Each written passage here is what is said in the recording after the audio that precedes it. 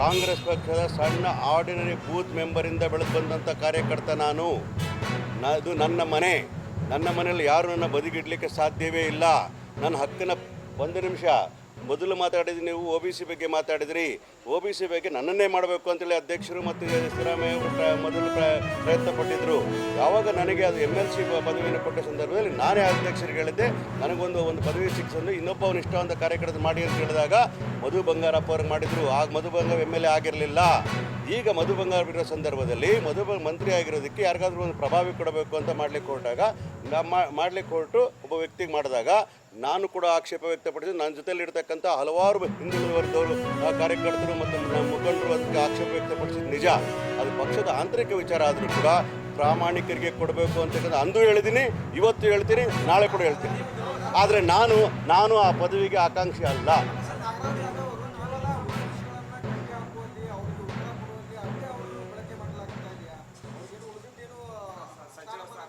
ನಾನೊಬ್ಬ ಸಣ್ಣ ಕಾರ್ಯಕರ್ತ. ನಮ್ಮ ಮನೆಯಲ್ಲಿ ನಮ್ಮ ಮಾವ ಆಗಲಿ, ನಮ್ಮ ಅಪ್ಪ ಆಗಲಿ, ನಮ್ಮ ಅಜ್ಜ ಆಗಲಿ ಯಾರೂ ರಾಜಕಾರಣದಲ್ಲಿರಲಿಲ್ಲ.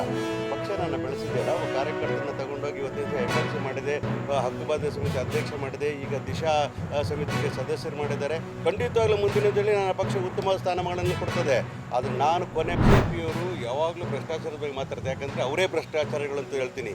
ಈಗಲೇ ತನಿಖೆಗೆ ಒಳಪಡಿಸ್ತಾ ಇದ್ದಂತಕ್ಕಂಥ ವಿಚಾರಗಳನ್ನ HK ಪಾಟೀಲ್ ಅವರಲ್ಲಿ ಕ್ಯಾಬಿನೆಟ್ಲೂ ಚರ್ಚೆ ಆಗ್ತದೆ. 40% ಕಮಿಷನ್ ಬಗ್ಗೆ ಎಲ್ಲರೂ ಮಾತಾಡ್ತಾ ಇರ್ತಕ್ಕಂಥದ್ದು ಜಗಜ್ಜಾಹಿರಾಗಿರ್ತಕ್ಕಂಥದ್ದು. ಇಡೀ ಕರ್ನಾಟಕ ರಾಜ್ಯದ ಅಡ್ಮಿನಿಸ್ಟ್ರೇಷನ್ಗೆ ಅಧೋಗತಿ ತಗೊಂಡಿದ್ದಾರೆ ಇದ್ದರೆ ಅದು BJP ಸರ್ಕಾರದವರನ್ನು ನಾವು ಮರಿಬಾರ್ದು. ಜನ ಯಾಕೆ ತಿರಸ್ಕಾರ ಮಾಡಿದ್ರು? ಅವ್ರಿಗೆ ಯಾವ ಕಾರಣಕ್ಕೆ ತಿರಸ್ಕಾರ ಮಾಡಿದ್ರು? ಅವರು ಭ್ರಷ್ಟಾಚಾರಿಗಳು 40% ಕಮಿಷನ್ ಮಾಡ್ತಾ ಇದ್ದರೆ ನಾವು ಅವರೊಬ್ಬನ ಜನಗಳ ಮುಂದೆ ತಗೊಂಡೋಗಿದ್ದು ನಿಜ. ಜನಗಳು ಮಣ್ಣನ್ನೇ ಕೊಟ್ಟರು, ಅವರ ಮನೆಗೆ ಕಳಿಸೋಕೆ ಕೆಲಸ ಮಾಡಿರ್ಬೇಕು. ಅವ್ರಿಗೇನು ನೈತಿಕತೆ ಮಾತಾಡಲಿಕ್ಕೆ? ಮೊದಲು ಅವರ ಮನೆಯನ್ನು ಕ್ಲೀನ್ ಮಾಡ್ಕೊಳ್ಳಿಕ್ಕೆ ಕೇಳಿ. ಅವ್ರ ಮನೆಯಲ್ಲಿ ವಿಚಾರಗಳು ಬಹಳ ಕೆಟ್ಟಿದೆ. ಎಲ್ಲವೂ ಡಿವೈಡೆಡ್ ಹೌಸ್ ಆಗಿದೆ, ಒಡೆದ ಮನೆ ಆಗಿದೆ BJP. ಅವ್ರು ನಡೀತಾ ಇರ್ತಕ್ಕಂಥ ಯಾರನ್ನ ಎಕ್ಸ್ಪೆಲ್ ಮಾಡ್ತಾ ಇದ್ದಾರೆ, ಇನ್ನು ಮುಂದಕ್ಕೆ ಯಾರನ್ನ ಎಕ್ಸ್ಪೆಲ್ ಮಾಡ್ತಾರೆ ಅಂತಕ್ಕಂಥ ವಿಚಾರಗಳ ಬಗ್ಗೆ ಅವ್ರು ಚಿಂತನೆ ಮಾಡಲಿಕ್ಕೆ ಕೇಳಿ. BJPಯಲ್ಲಿ ಎಲ್ಲವೂ ಸರಿ ಇಲ್ಲ. ಭ್ರಷ್ಟಾಚಾರಿಗಳಂತ ಯಾರಾದರೂ ಇದ್ದರೆ ಈ ದೇಶದಲ್ಲಿ ಅದು BJPಯವರೇ ಮಾತುಗಳು.